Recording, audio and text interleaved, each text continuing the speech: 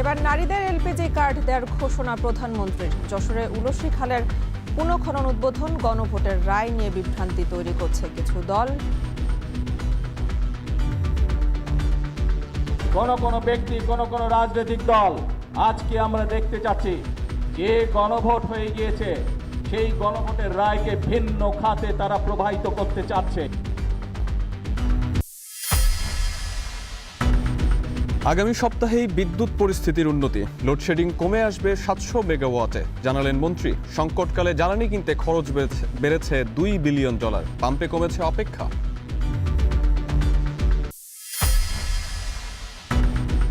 যাত্রী বেশি 4 ছিনতাইকারীর হাতে খুন হন কাস্টমস কর্মকর্তা বুলেট বৈরাগী।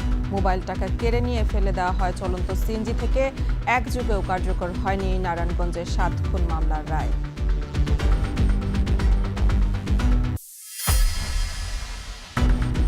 জামিল বৃষ্টির মরদেহ গায়েব করতে চ্যাটজিপিটির সহায়তা নেন অভিযুক্ত হিশাম। জবানবন্দিতে পুলিশকে বিভ্রান্ত করার চেষ্টা, জলাশয় থেকে মরদেহের আরেকটি খণ্ডিত অংশ উদ্ধার।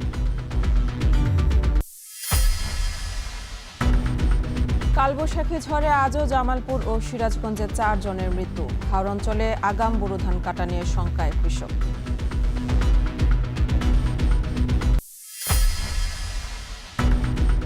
এবং সংরক্ষিত নারী আসনে 11 দলের প্রার্থী মনিরা শারমিনের আপিল খারিজ, বাতিলই থাকছে মনোনয়ন।